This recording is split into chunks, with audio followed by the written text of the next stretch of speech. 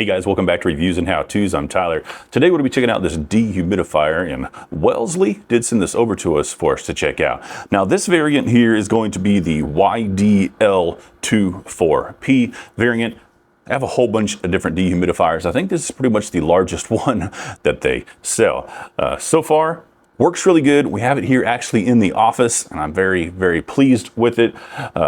Everything up here, easy to use, no smart features or anything like that where you have to hook it up to your phone. And honestly, I've tried dehumidifiers like that and I never use those smart functions anyways.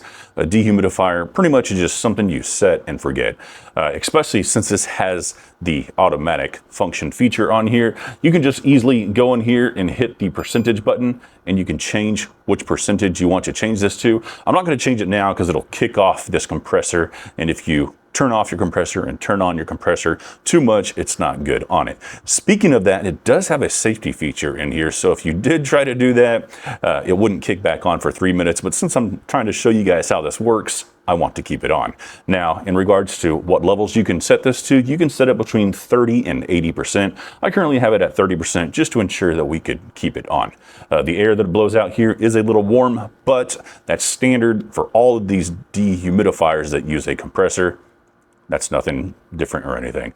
Now, something that is different about this is it is super, super quiet. 45 decibels is all the sound that this creates, which is really, really quiet.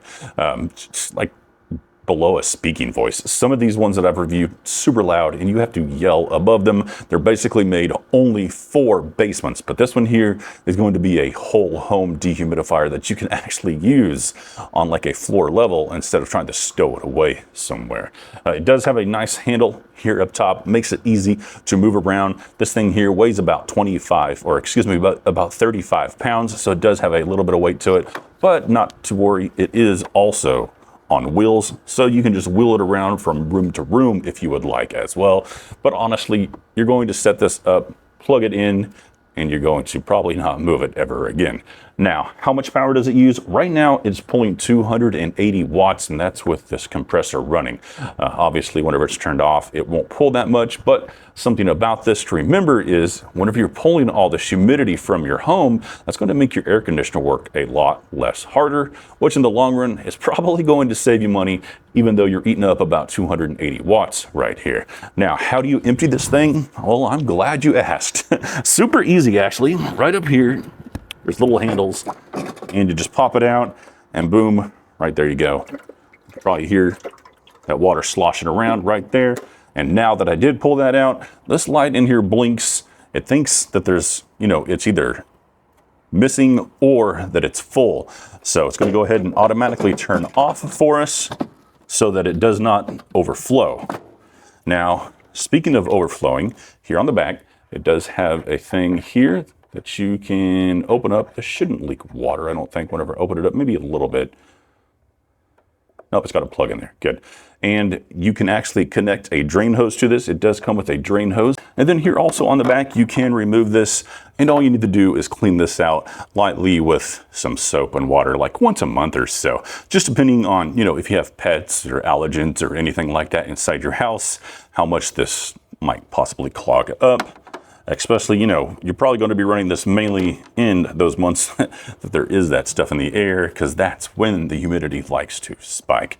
Also on here, it does have a timer function. You can set this function to either shut this off anytime between 1 to 24 hours, or you can use it to have a delayed start. So you can set that for 1 to 24 hours. And it'll delay start this. It does have a button here. It says it is for inside drying. That doesn't mean like inside your house drying. That means inside the unit drying. So whenever you're ready to stow this away for the seasons or whatever, you run that for about 30 minutes, and then you're gonna clean this filter, clean the inside of this, and then you can stow it away without having any issues of water accumulating in here, which leads to mold, obviously. I'm going to tell you what the humidity level is on here, in addition to what you set it at. It's currently 49% in here, which is actually pretty good for here in Oklahoma. It gets really, really hot and muggy sometimes.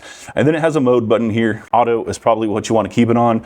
Unless you just want to continuously run this, it does have a continuous function as well.